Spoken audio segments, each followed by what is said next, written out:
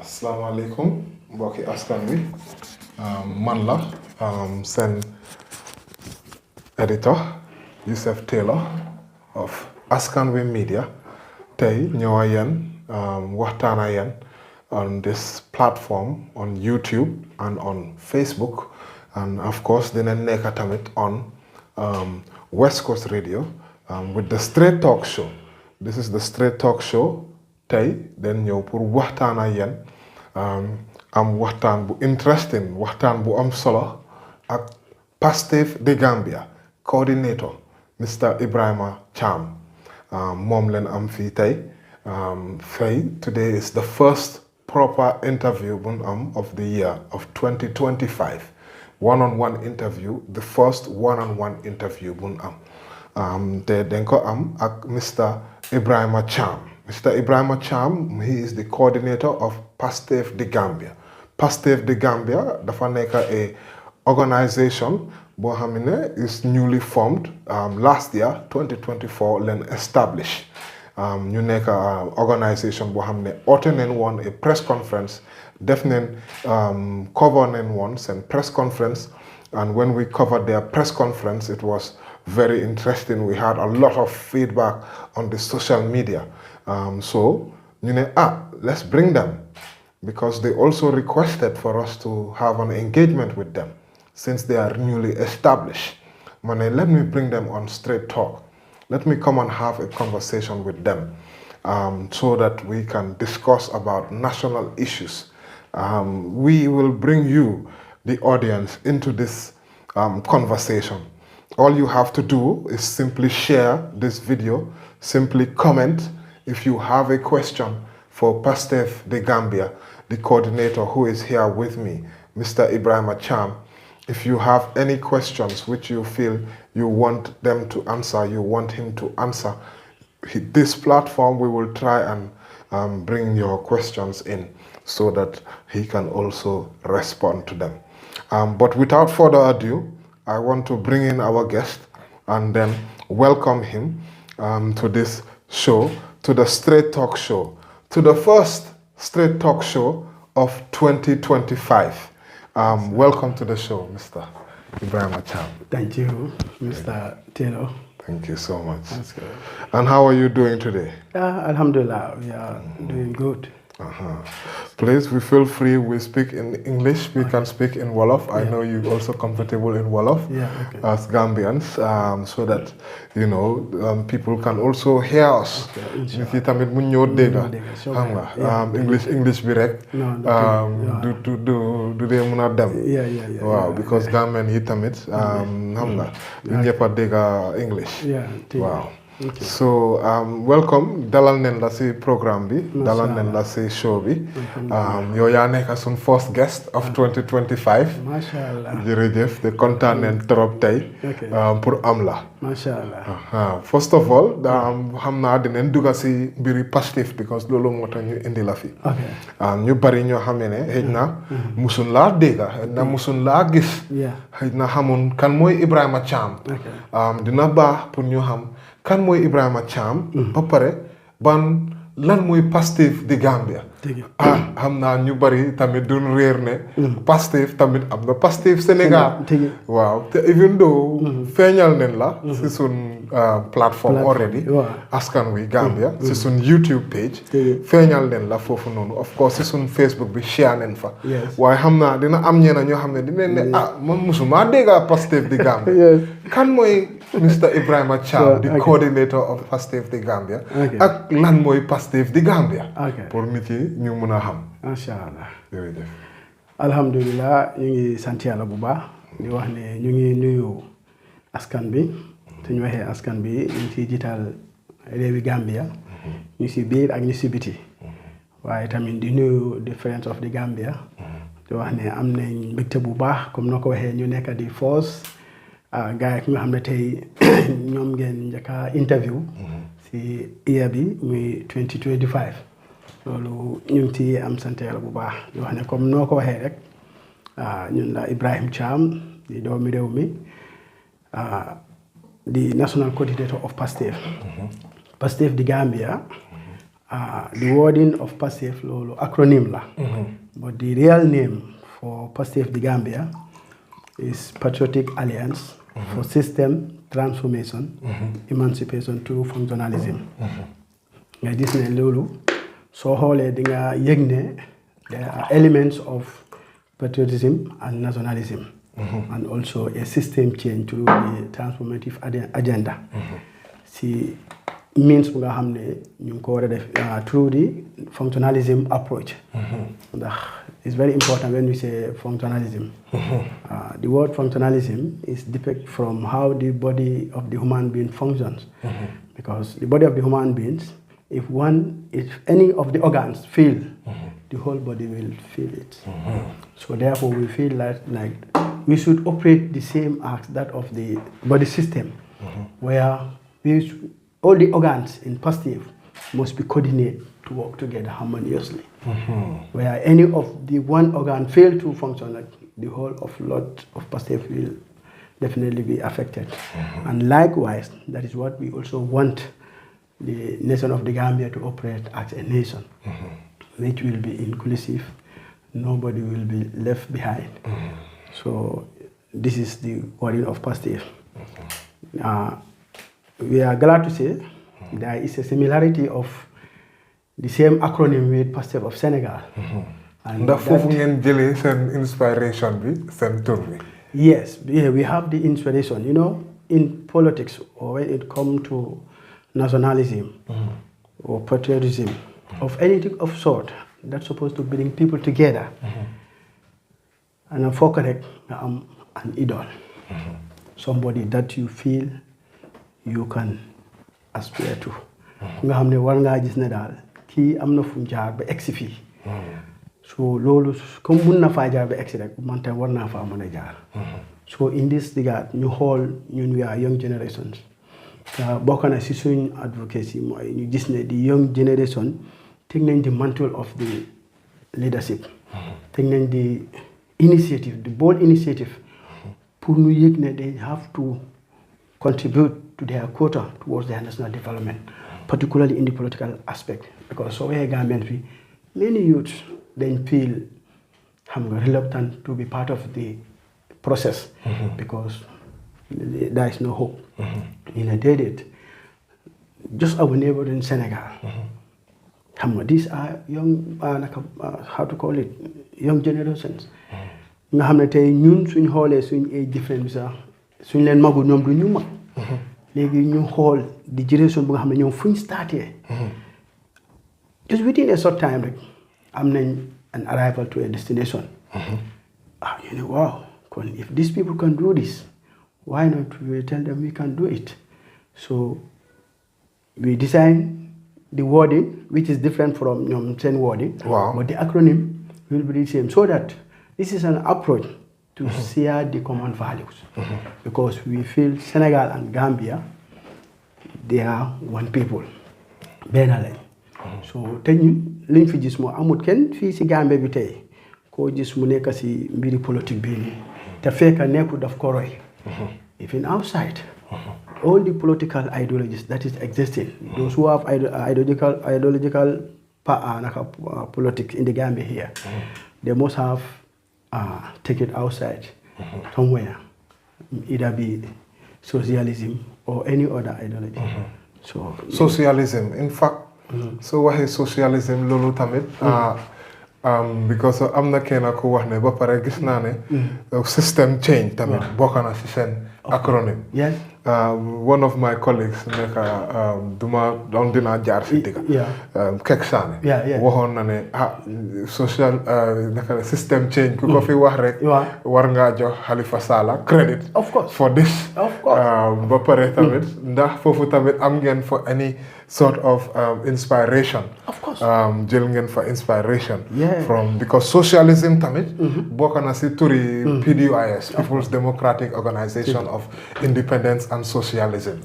Ndax loolu bokk na si seen inspiration. Of course, because that I was so shocked and disappointed bu ma dégloo xam nga Kek's that video I even have to respond to him. Okay. Both in written and audio. Okay. that he's making a grave mistake when he said that, I mean, Gambian people are just trying to praise Sonko and Jomai, where they should have did the same to Halifa. Because that's a big mistake. As PASTEF, we tap that inspiration from Halifa, that system change. Okay. So lolo banyolenko? No. Okay. La, don't use the bany because luñ gom moy aduna bi fi so bañé nga né do jaar fu sa morom jaar ba égal yow do mus di égal. Okay. Because fi lu bon rek moy nga jéma try to be ne yow ya ko mom ta fekk mom la. Why ñun we will be very proud to say that we are inspired by Halifa. Okay. Because boko né nga xamné ñun suñu role model la.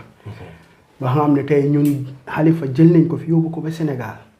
Because ñun dañ am that collaborative dañ am an other movement bu nga xamné is Islamic but it comprises people from Gambia, Senegal and Bissau. Okay. Where we are establishing these Islamic schools.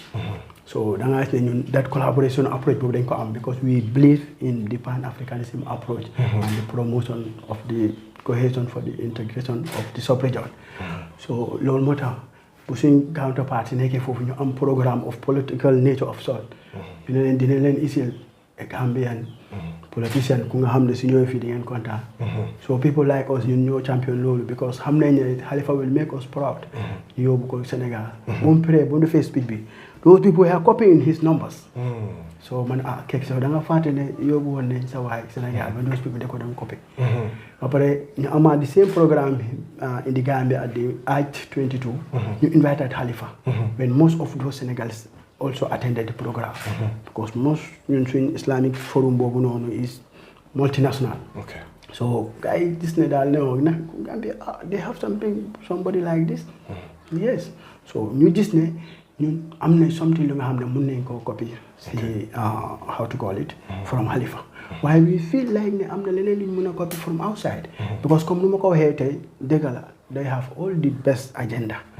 But since they started from 87 to now, how many years? Almost 40.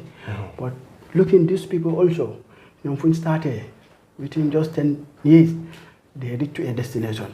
So you hold the time frame, you know, wow. So what we can add from Senegal, you know, their approach. So we can glad to say we can have Naka, Nigel, see any other with the good agenda. Why also the approach, you know I'm saying, approach we have new inspire a lot. Okay. The approach of sacrifice. Senegal, who hold Hamne Sonko sacrifice na. Soko he Soko wahul. Joma ino. Just from the prison to State House. You can expect it call. It's just the replica of the Kwame Nkrumah situation. Because Kwame was already somebody who won an election while in jail. So he need to be almost slowly gonna even more on am by Macky Sall did. Why? Macky si lu ma dégg ñu ne demoon nañ ba bëgg a négocier pour ñu bàyyi Sonko mu ñëw Sonko mu ne leen déedéet as long as Diomaye is there Sonko mooy Diomaye mooy Sonko.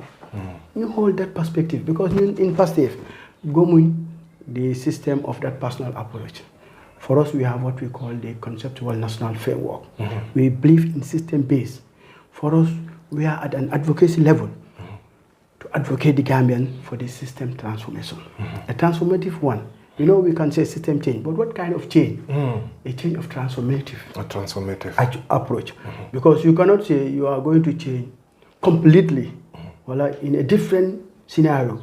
But when we say a transformative, mean from the stages to another stage. Okay. That is what we feel it can be applicable in the Gambia. Because on the day of St. Lunch, Gishna, Mr. Biram, doctor, let me be correct, because of Biram, doctor la. Yeah, doctor, yes. Dr. Biram Jain. Yeah. So my mistake. He was there. Yeah, of course. So even Birima latte one a question, the lal fofu. Yeah. So that means they can yaga and the work at mom. But lumala buga latte moy. Ndax yeen political party ngeen ndax organisation ngeen ben tay lolu ci man because of yeen ñoo leen nekk di jël inspiration from ñi ñoom yépp they are political parties. Yes. Ndax yeen PASTEF the Gambia is it a political party or is it a organisation? Okay, that's good. Ban la ci tigi alhamdulillah kontaan nañ because loolu dafa after suñ presse bi dafa create a commotion mun naa la because xam nga lu gars yi di wax rek things si dafa yëngu ba nga xam ne the justice ministry they call us because for us we registered at the justice ministry as a civic movement. Okay. And you know the problem with the Gambia is the law is lacking. Law yi nga xam ne moo nekk si réew mi dafa des pour kéeta ñu. ñun dañ come with a conceptual national framework. buñ xoolee suñ concept bi ñu gis ne we are lacking in the legal framework of the Gambia.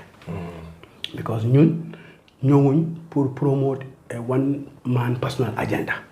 We want to be a teamwork to promote a concept-based idea where we feel it is a system control program. Okay. Understand? When you hold, you just in the Gambia, fii Gambia bi, so we can register a political, a corporate body, which is not an individual. Wow. It can only be two, political or non-political. When it comes to political party registration, this is mandated by the IEC. ñoom la loi bi may pour ñu mun a register.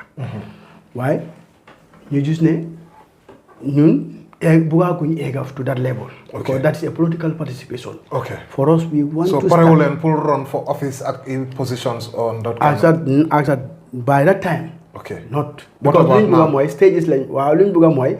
Stages lañ we want to move from one stage to another. ñun we wanted to start as an advocate. Okay. To advocate for the nationalism concept, the patriotism concept. So ñu gis ne léegi kon loolu fu ñu ko mën a def rek mooy ñu dem ñu register in AG chambers. Su nekkoon ne Gambia bi there was an institution that allowed to register a political movement. We could have just go straight to that institution. We register as a political movement so that we can have the advocacy and the political participation. But that is not happening in the Gambia. So it is only a political party that you can register. But mungkin dem si IEC pun only IEC political will not party. accept. They don't accept to register political movement. Only party.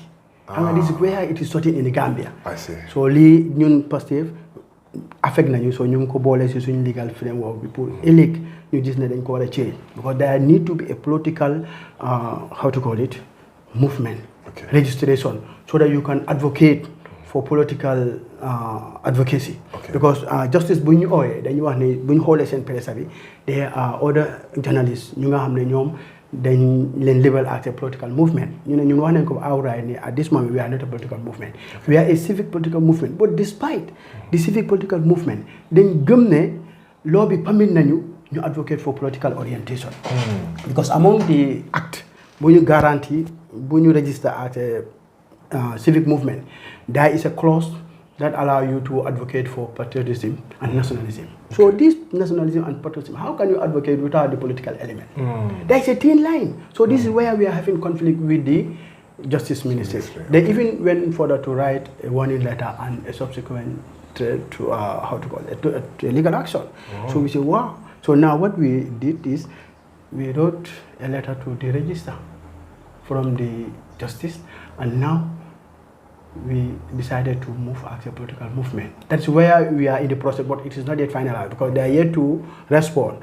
Just recently, I make inquiry. They told us that there are due process, so it's not by just writing for the registration, for the deregistration, and you are deregistered. So we have to make an order by producing a how to call it resolution and also a payment fee.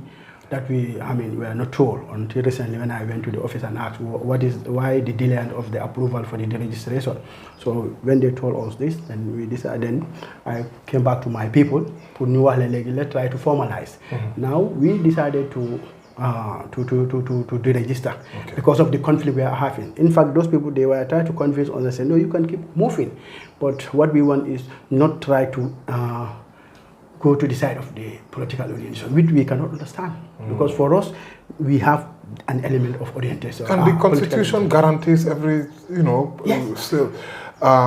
association, freedom of association, and right to political affiliation. You can be affiliated to anybody. You have your rights. You can stand for any office, or you can even without, as independent or whatever. So that's why we decide now. Then we will, how to call it? We apply for the deregistration. That is a dissolution of the civic movement.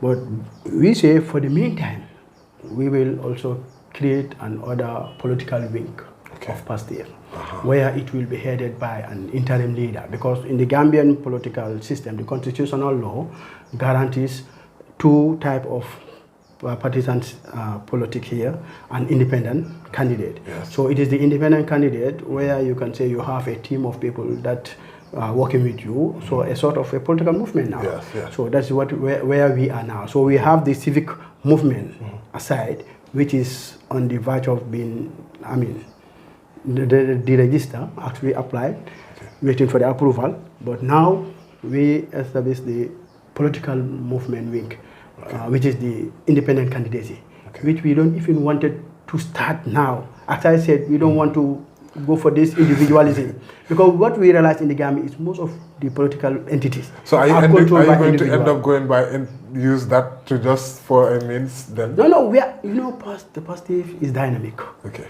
We will be moving. We were in civic movement where we worked and we were able to have people that come to us, and now they are part of us. But we feel there are hindrances. So we said now we are at a level of where we opted for interim leader as our independent candidate, and we, the PASTEF, are behind him as his team of supporters. Okay. So from there, we will be catapulted to the next stage, where we will be a full-fledged political party. Interesting, very interesting. We are here for all of you that are just tuning in. Please share your comments. I will try and go on YouTube. I will try and go on Facebook to see what you people want to know, what questions you have to ask, and we will try and see how best we will answer them. We are live here on Askanwi Gambia on YouTube.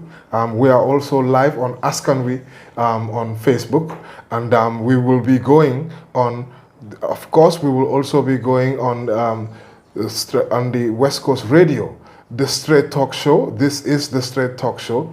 We will be going on West Coast Radio on Wednesday, 7 to 8, where we will also be live on there as well. So that was an interesting start. I think we took most of the time with that conversation. I think one thing that I definitely wanted to ask, and I know some people will ask, why, if you have get inspiration from the likes of Khalifa, then did you guys not rally around to go and join the PDIS and support them?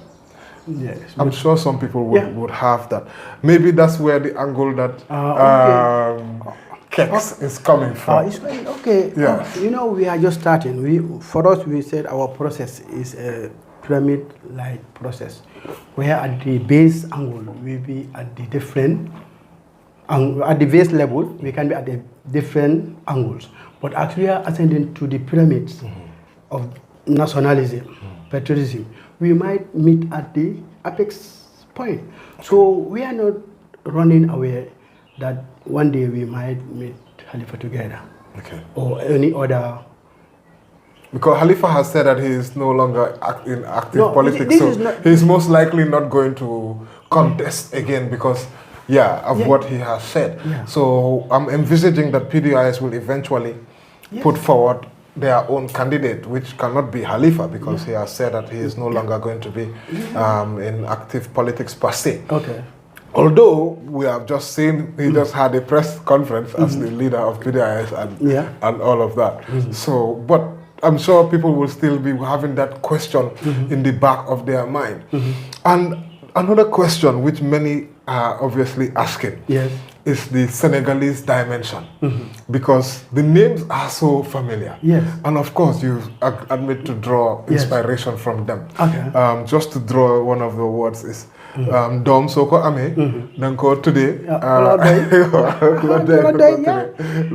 I'm not solo. The existing political parties, there are in other countries where they bear the same name with them. NPP, for Ghana, there is an NPP in Ghana. And even UDP in other side of the world.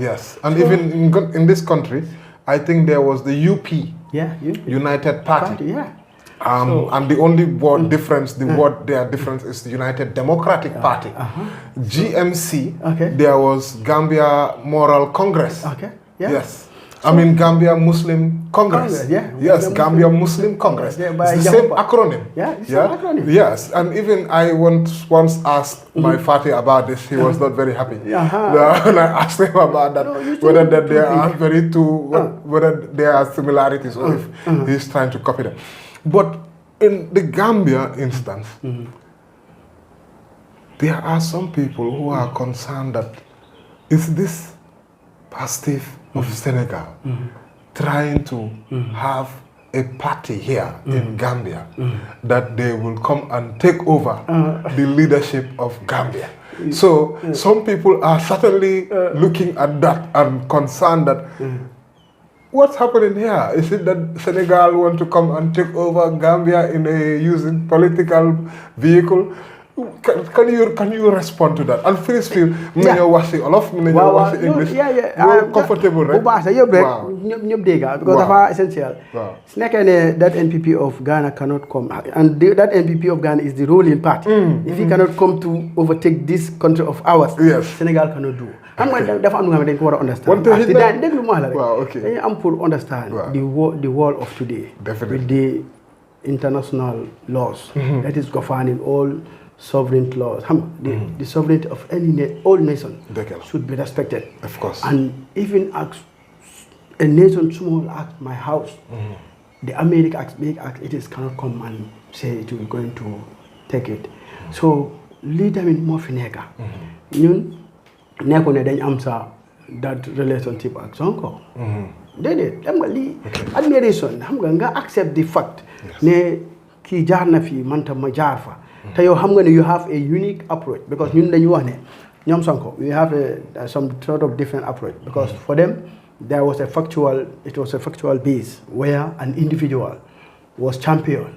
But for us, we are calling for system change through a systematic way where it's not one individual is champion at the head. You know, PASTEF flag from Nekani, but still now people cannot tell you who is the boss because that is what is happening in all these parties. Want you are leader from Nekani? You are the coordinator. No, I am the coordinator. Yes. But I am the coordinator in the civic movement. But when it comes to the the political wing, Mr. Jallo is the interim leader. Okay. And it's very rare people to see him. Yes. So we have a team, we believe in teamwork because that is what we want to change the system of the Gambia. Okay. You know, we are not concerned about this regime change or personal attack. For us, we are concerned about the system that have been lingering here for more than how many decades? 5, more than that. Because it is that system that is weakening us. Anybody who happen to come and take the mantle of this leadership of this nation, you will not make it much with this existing system. So we have a means, we have our conceptual national framework consists of the policy program, which is our blueprint, and also the legal framework, which will be the laws that are supposed to govern us, that we are developing. And soon we will come out to the public and tell them these are the 2 things that we have decided to sell to the Gambia. And these are the means and approach where we can adopt, which we can adopt to change the system. Interesting. And all those who are part of the system, you know, this system, when we say the system, we are anti-system struggle. We want to collapse the system. And when we say the system, it affects both the 2 sides. From the opposition, there are people in the opposition who are part of the system. And there are people in the other side who are also part of the system. So we have to change the system. We are system transformative agenda. That's system transformative agenda. Yeah. They are interested in system change. Yeah, system change. This is PASTEF Gambia. You are seeing Mr. Ebrima Cham. For any of you who may have just tuned in, live on Askan We Gambia YouTube, and also on Askan We Facebook, and also those of us who are listening on West Coast Radio 95.3 FM. This is the program where we are talking to Mr. Ebrima Cham of PASTEF Gambia, the coordinator of PASTEF Gambia, who we are having a conversation with about their movement, which they have formed since last year. We were there at their launching, and we covered it. We had videos which you can go and watch if you have missed some of them. If you have questions, you just fire them away on social media on the comment section, and we will take it on board, and we will try and put them to Mr. Ebrima Cham. And talking about system, there is one key document which is fundamental to the system of any country and to the system of this country, which everybody is talking about right now. It's called the Constitution. The Constitution is currently in the National Assembly. It has gone through the first reading, and the second reading is expected on the first ordinary session of the year 2025, Parliament ordinary session, which may start somewhere in maybe March or so. We don't know yet when it will come for the second reading. But everybody is gearing up for the second reading. There have been a lot of talk about this constitution. You have some from the UDP camp who are saying that as this constitution is coming, we are going to bury it 41 foot deep into the ground. It is going to be destroyed. Yes, Whilst there are others, like Honorable Halifa Sallah of PDIS, who has just come out some days ago, on Wednesday, Wednesday. And he came and he said, this constitution should pass the second reading. And in fact, the National Assembly members should debate about this. He's calling for an urgent national dialogue, urgent national debate. What is the position of PASTEF the Gambia? Because I'm not going to say Mr. Ebrima Cham. Yeah, no, it's PASTEF. What is your position about the constitution? How should it be dealt with? Should they bury it 41 foot deep? Or should parliamentarians pass it through the second reading and debate about it further and take it to the committee and then start consulting Gambians? What's your position? I am so happy to hear from you what Halifa has just said. And definitely that's what we expected of him. Because, as I said, we admire him of his political foresight. You know, when it comes to politics, we should not be personally passionate. We should be nationally inclined. We should be patriotic oriented, where there are certain time you may accept, you may take something that you may not even desire wholly, but because of there is no choice, you have to, for the sake of the Gambian. Because now, PASTEF always emphasize that we must have to transcend from our individual interests, our partisan interests, and pursuit for the collaborative achievement of our national goal. The national concept, the national interest is so paramount. And those, you know, I just said that there are people who are opposition, but they are part of the system. It is this constitution, the views that we have in this will automatically tell you who are part of the system and who are not. Because it is the system that have been here, and that's what people know, that the system should cater me alone, should give me a chance to go, not even looking around those within you, the Gambia at large. Because the Gambia cannot afford to have a third republic. Definitely, we are not happy about how the government dealt with this. Okay. The approach. The way they brought the constitution. Yes, you know why? What are you not happy about it? Because the intervention that they made, and which was not according to others, they were not consulted. Some say that. Lack of consultation. Lack of consultation. And also, you know, in constitution, the 2020 constitution, which was draft, was rejected. Maybe based on inadequacy.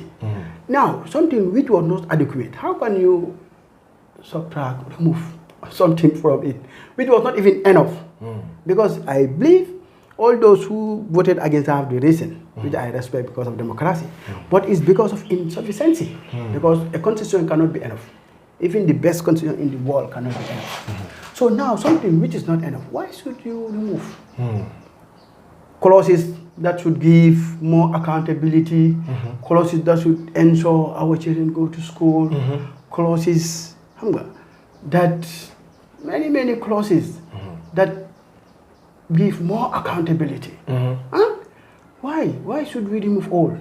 By removing all those things, your partner, your rival, might have something to bank on to reject it. Okay. And that should not. Do you think that is their plan? No, I am not saying. I'm not here to give judgment to anybody. Okay. But to be wise enough, we should be component, because this is something that we belong to all of us. And if you really want something to pass through, and you know that somebody can hinder it, obstruct the approval or the passage, then you have to compromise with it. So for the Ghana, how possible we so kon snake ni dega buga ne mujala. Wow. Kompele jalu ton. Wow. Ñu buga dega yefi jala. Wow. Ñom tamit war nañu ne am na ñu ko bokka te ñooñu suñu bañé du dem. So kon dafa need a consensus. Dafa need guy you compromise ko. Xam nga, because this is about national interest. Waaye soo xoolee yuñ ci dugal yëpp ba ñeneen ci seen bopp am ñu nga xam ne ñoom totally rek reject nañ ko. Waaw. Oh, ma ne ñun xam nga am nañ problème. ndax foog nga ne dina pass second reading bi noo nekkee di gis whole climate bi fu mu nekk nii. nit lu tax ma laajte. bés bu gaay table di 2024 draft constitution. xëccoo ak ñuuroo am na fa. On that same day. The Speaker of the House. dafa mujjee eject Honorable Suleiman Saho. out of Parliament. mu nekk push and pull. foofu noonu. you know Honorable Suleiman Saho moom sax bëggatoon a bàyyi. moom dafa bëggoon a toog si biir Parliament bi. Sergeant at arms di nga dégg speaker bi dina Sergeant at arms. Sergeant at arms. génne ko. mu nekk di wone ne. division. bu rëy. moo am si diggante. majority caucus bi ak minority caucus bi. ndax foog nga ne lii dina pass second reading sax nu nekkee di demee nii. man de xam nga man dama bëgg mu pass. because loolu moo tax ñu gis ne ñun ak PASTEF dañu am role to play. We start advocating to those who say no.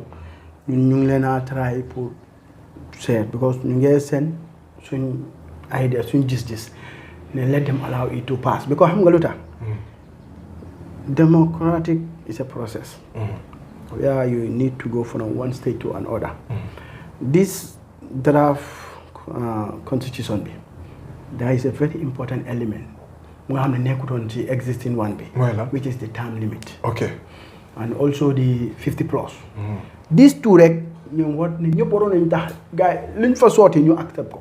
Because Hamga, now I'm Lutuch Mogin Ganyaka. So foog nga ne ñaar yooyu rek tax na ne constitution bi war na. bu baax xam nga lu tax. waaw xam nga lan. waaw sëñ bi gis nga fii kenn mënut a aar sa boppa gannaaw boo génnee power. xam nga comme soo demee ci constitutional law. soo immunity clause bi nga xam ne tey gars yi ñu ne dugal nañ ko fa. xam nga ne immunity clause in the constitutional law. The immunity cannot cover a criminal act. xam nga léegi gars yi génnee nañ di asset lifin comme ñu ne di asset declaration. waaw léegi asset declaration suñ ko génnee tamit sax there is an other aspect in the law. bu wax ne anybody who happen to mismanage. or do anything bu nga xam ne is a violation of the law. by how to call it misappropriation of the fund. You are held liable. So loolu clause boobu du fa ñëw because that happened to Yankuba today. xam nga moom mu doon bang on that immunity clause. But lan la ko judge bi wax ne ko murder is a criminal act.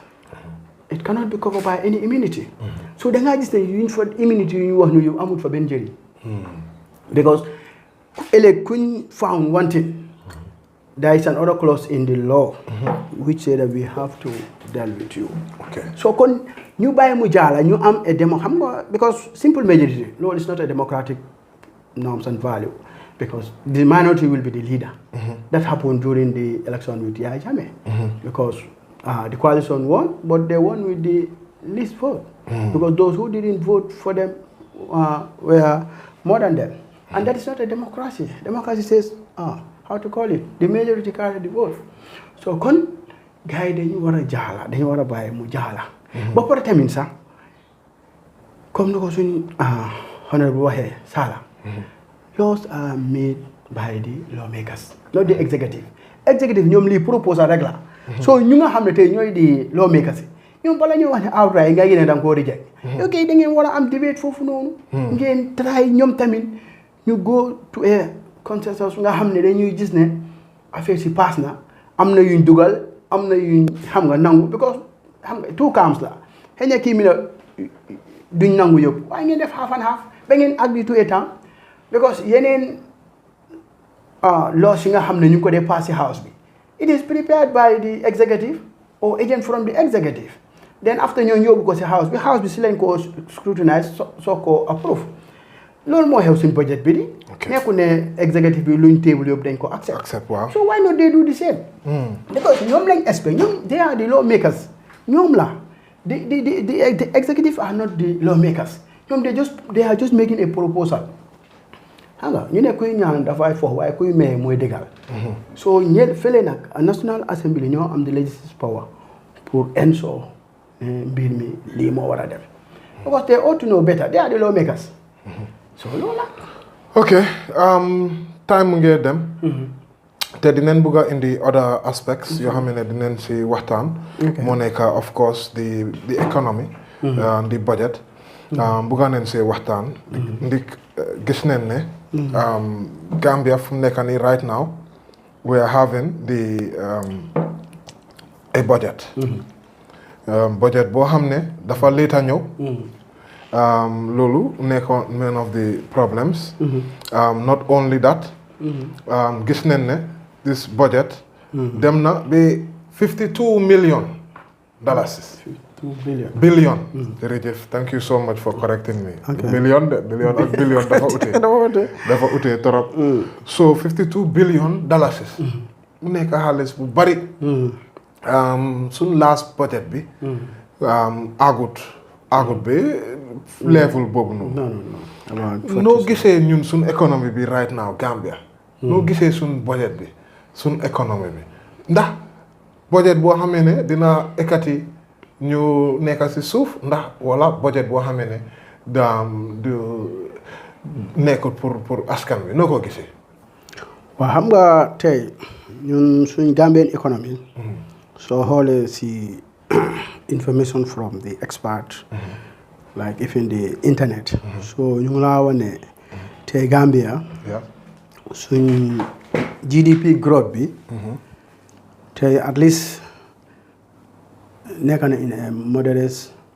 growth ba nga xam ne in 24 bi we have a 5% growth so xoolee tamit inflation bi at least comparable to other nations is fairly good because am nañ an inflation rate of 10% nga xam ne loolu at least soo compare ñeneen ñi ñoo leen tene waaye soo ñu compare ak Sénégal ñoom at least they are better than us because ñoom they have a diverse economy ndax ñun suñ economy is mostly relied on agriculture tourism in fact just a 6% of the GDP la mën a produce agriculture about 30 to 40% of the GDP so nga xam ne relatively soo dee compare ci sub-region bi da nga gis ne we are fairly good but ñu bëri dañ dee réel si that comparison boobu noonu because xam nga when it come to this global index for them ñoom dañ dee average the total availability of the resources xam nga divided by the total population bi so in that aspect dañ dee am a good xam nga average waaye soo xoolee di income distribution bi par individual yaa ngi xam nga ba di per capita income bi it can be fairly good because soo consider suñ per capita income bi waaye but soo demee in detail individually for example we are 3 in this house and we supposed to see let's say how to call it 300,000 so each supposed to get how much 100. Wow. You know, that could have been fairly when it comes to a Gambian standard as an income. But where in a scenario from that to 300, you as my boss, you took 200. So what is left now? 100. In that 100, your assistant took, let's say, 60. Wow. What is left? 40. The last one take 40.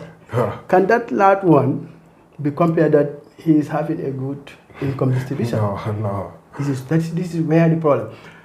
The International Monetary Body, the IMF, International Monetary Fund, and other experts research can give an index which is favorable to the Gambia. But deep when you go into the actual and check the income distribution, you will realize that the disparity is very high. One guy, this year, one of the main reasons the budget bi moo nekk pour yokku salaries of they increase the salaries. Wow. So xam naa ne January xëj na ngeen wax ñu askan wi su dee January at the end of January du léegi de the end of January salary bi ndax baax na waaye noo gisee loolu ñu ne den yokka salaries yi. Waaw léegi xam nga comme nu ma la wax rek comme léegi soo demee ci exemple ma la jox léegi ñu yokka léegi di scénario boobu noonu xam nga léegi suñ ko yokkee in percentage la léegi soo yokkalee ñële still now ku amoon 40 moom xëy na 50 la muy am. So what about ku amoon 200 mu am more. Because affaire yi dañu war a change système bi. kay soo xoolee budget bu nga wax ni about 11 billion goes to debt service. Waaw. léegi nag that 11 billion boobu benn debt servicing secteur boobu noonu ñaata la mënoon a finance si other sectors yi. soo boolee health nga boole agriculture nga boole education yëpp debt servicing bi.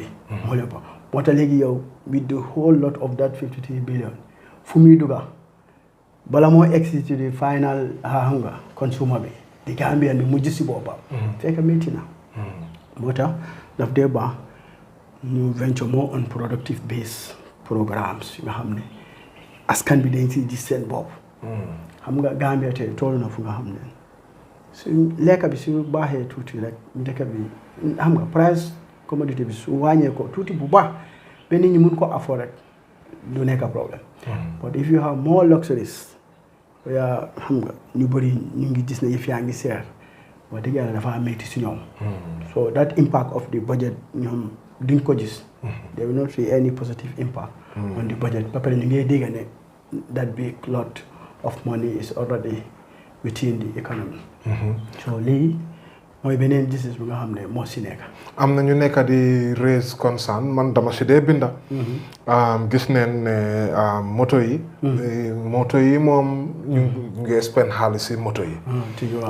ñu ngi spend xaalis si moto yi torop in fact sax another big area moo nekk si allowances of for example National Assembly members yi ak ñeneen yi similarly ñu nekk si kaw ñu ngi am millions ak millions. 81 million la guy won of allowances for National Assembly. Standard newspaper ñu ko doon publish. ñu ko doon binda. mu nekk wax bu bari. si biir dëkk bi fii. ndax yéen PASTEF di Gambia. am ngeen sañ-sañ. yéen su dee yéen. for example eventually.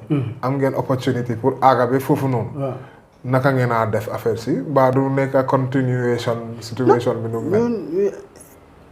naka ñu dañuy change système bi te suñ change système because luñ ko mooy xam nga the people representative nit ñi dañ war a gis seen boppa si any given government programmes so man dañ doon base more PASTEF dina base more on investment in productive base bi like the agriculture and the industrialization bi and finance dëkk dafa war a dox so production base bi waruta low soo xoolee tey ñun mostly we depend on taxation xam nga grants and loans so lii pour mu yóbbu nit ñi dafa jafe wala pour common Gambian bi gis si boppam dafa jafe man dama gis ne xëy na comme tey moto suñ moto yi suñ nax mën a suñ ministre yi wala nañ wàññi that big wala expensive cars.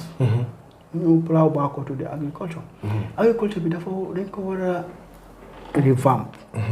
xam nga because soo xoolee timing Jawara what we can produce in ground about 160 per ton.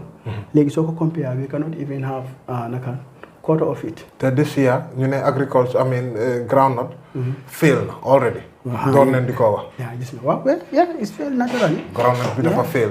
globally I can say. yeah so mu nekk another big challenge pour suñ productive sector bi.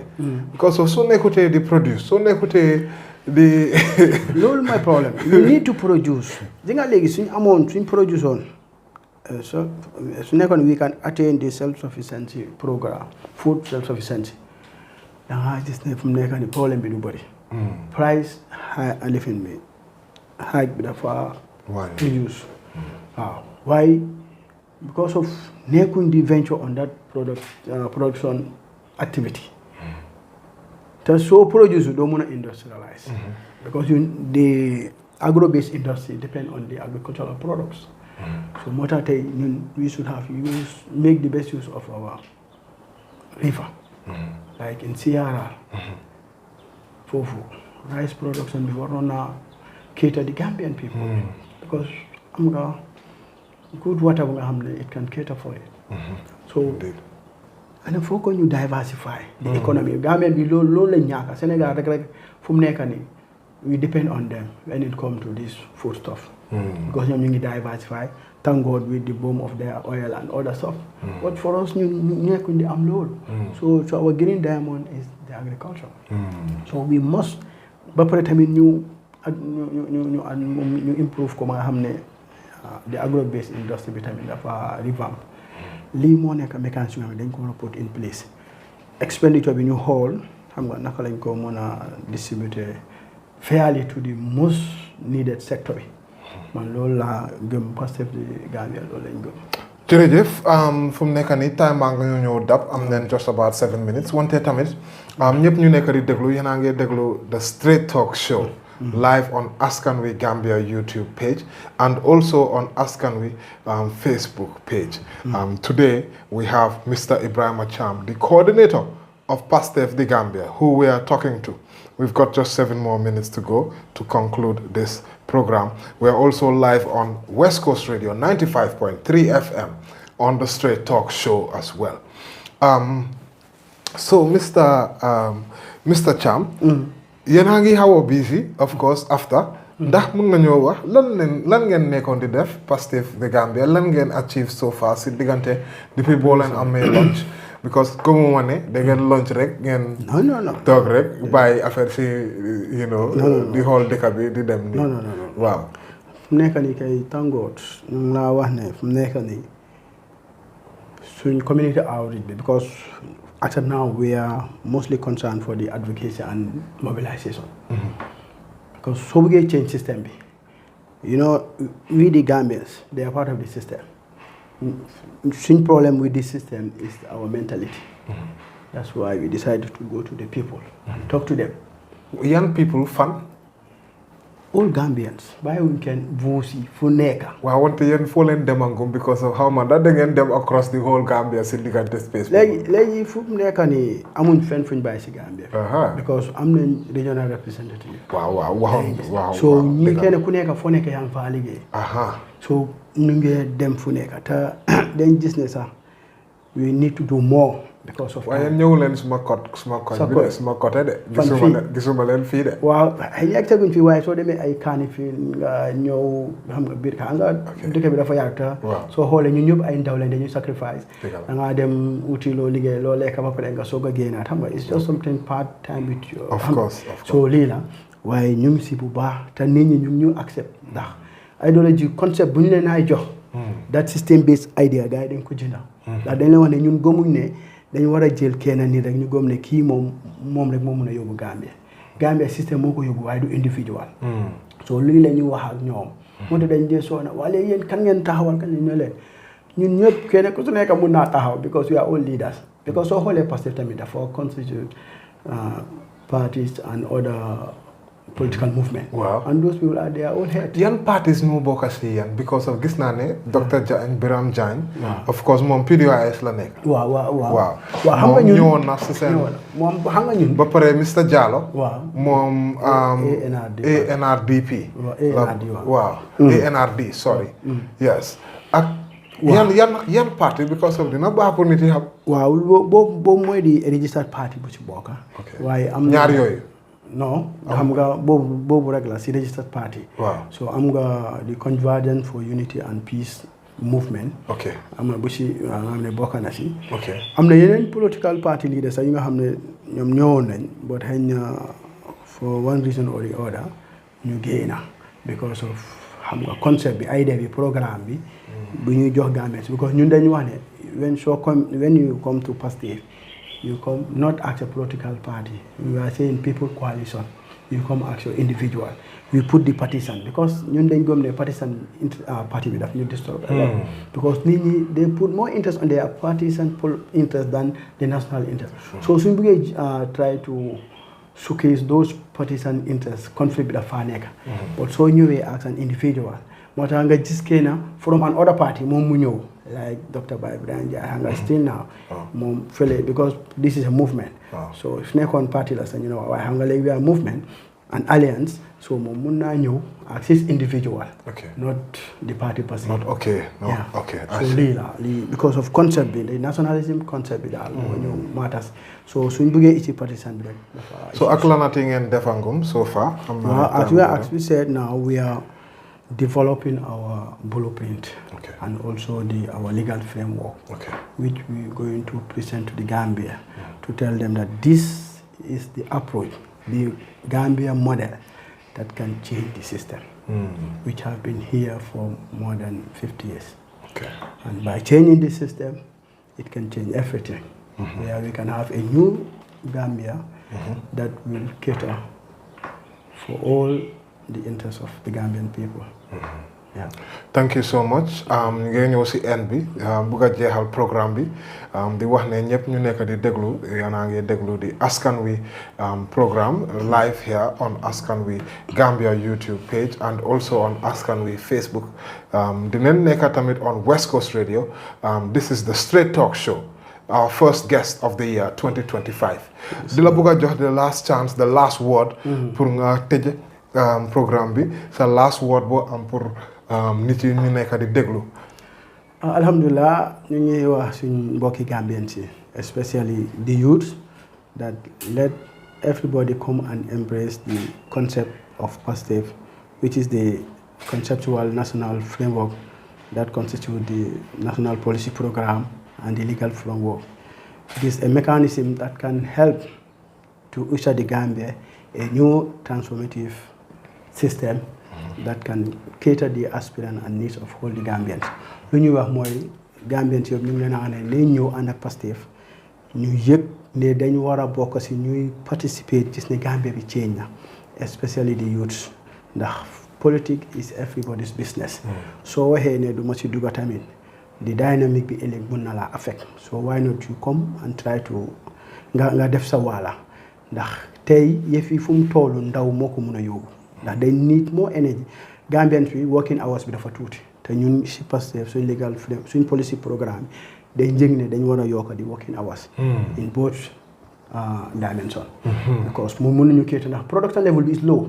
Gambia 8 o'clock rek business everything is closed so ñun ñu ne déedéet fii bi dafa war a daw 24 hours nga xam ne ku bugg a ñëw Gambia da ngaa ñëw business bi dafa dem both day and night to regain the level where we can able to serve our nation. Loolu xale moo ko mun ndaw moo ko mun ku energetic healthy moo mun loolu because dañ fi ne you have to work so lii mooy suñ kaddu ñu ngi gërëmaat askan bi bu baax si dala bu nga xam ne tey ñun ñoo nekk di first person meaning ne PASTEF is the political movement of the year. Wow, because we are ahead, so we must be the first to come. Indeed, this is by design. Why that? So I like ñu leen that. a wax ne ngeen ñëw rek ay ndaw ñoo fa nekk comme yéen. waaye nag ñu leen a am nañ ay mag ay spiritual guide ay nit ñu nga xam ne dia because parce que dañ ko dëgëral si faith boo di religion nag ñu nga xam ne tey ñooñu dañ ragal yàlla gëm ko teg ñu si yoon ndax ndaw dafa war a déglu mag teg ko si yoon tey ñun dañ am ñu advice ñu mun a sacrifice suñ aduna yëpp dañ ko yàgg a def si humanity dencuñ dara lépp luñ am comme nu ma la ko waxee some of us su nga am ñoo nekk the architect of this PASTEF build nañ more than 10 schools in the Gambia fii te outside the Gambia sax loolu yëpp pour ñu gis ne daal liggéey nañ for humanity so moo tax ñu gëm ne tamit war nañu ñëw taxaw bokk si lii gis ne tamit def nañ participer nañ suñ quota for national development comme yeneen dëkk yi mun nañ ko rek we supposed to able to do it. yeneen dëkk yi mun nañ ko ñun itam war nañ koo mun a def. foofu la ñëw emal programme bi. di leen ne jërëjëf. di leen ñëwaat fii next week. amaat ak yéen waxtaan bu am solo.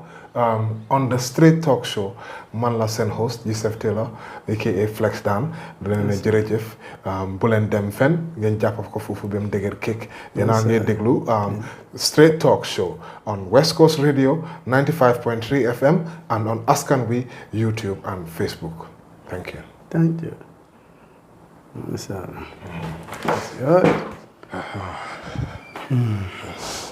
So then I'm on minor problem.